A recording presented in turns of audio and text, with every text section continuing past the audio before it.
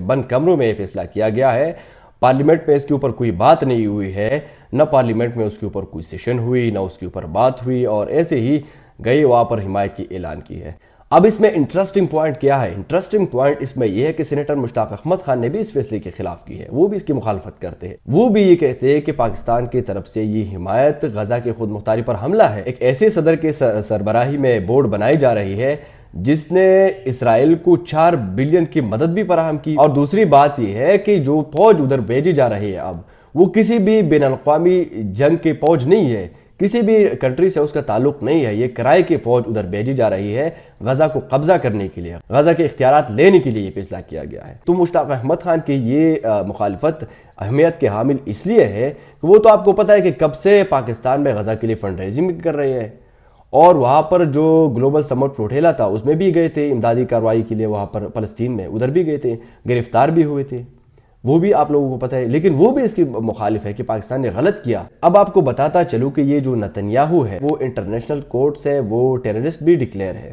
اس کو جینوسائیڈ کا ذمہ دار بھی ٹھہرایا گیا ہے، انٹرنیشنل کورٹ کی طرف سے اس کے اوپر وارنٹ ہے، اور جو میجر جنرل اس کارروائی کو سر انجام دے گا، جس کے سربراہی میں یہ کارروائی ہوگی، اس نے افغانستان کی جو جنگ لڑی گئی وہ بھی اس نے لڑی، عراق میں بھی اس نے جنگ لڑی، اب تیسری بار غزہ میں اس کی خدمات حاصل کی جا رہی امریکہ کی طرف سے۔ کیا کیا ہوا افغانستان میں 40 سال میں،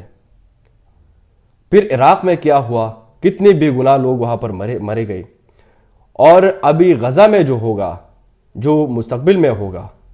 وہ بھی اس کے سربراہی میں ہو رہا ہے، تو وہاں پر کیا ہوگا۔ اور حیران کن بات یہ ہے کہ پاکستان نے جب یہاں سے حمایت کی اعلان کی اسپیس بورڈ کی، اسی دن اسرائیلی آئی اسٹرائک کے نتیجے میں 3 فلسطینی صحافی شہید کیے گئے تھے، ان کی لاشیں گاڑیوں میں لائی گئی تھی، اور یہ کوئی پہلی بار نہیں ہے،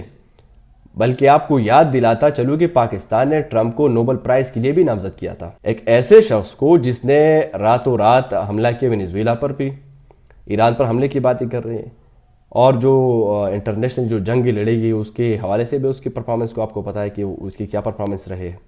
پھر بھی پاکستان نے اس کو نوبل پرائز کے لیے نامزد کیا تھا۔ اور وینزویلا میں جو کچھ ہوا اس کی تو مخالفت کانگریس نے بھی کی تھی، یہاں تک کہ امریکی سینٹ اراکین نے بھی اس کی مخالفت کی تھی، اور غزہ میں جو جینوسائیڈ ہوا اس پر بھی امریکی سینٹ اراکین اس کے خلاف ہے، اس کی مخالفت کرتے ہیں، نتنیاہو کے خلاف، اسرائیل کے خلاف، اور پاکستان ان ممالک میں سے ایک ہے جنہوں نے غزے میں جو اسرائیلی کارروائی ہے اس کو جینوسائیڈ قرار دیا تھا، لیکن پھر بھی ان کا اس طرح اس بورڈ میں شرکت کرنا، پارلیمنٹ سے مستثنا ہو کر پارلیمنٹ کو ان بورڈ لیے بغیر اس قسم کا فیصلہ کرنا، یہ حیران کن ہے۔ تو یہ وہ وجوہات ہے جس کی وجہ سے پاکستانی پارلیمنٹ میں اس کی مخالفت ہو رہی ہے۔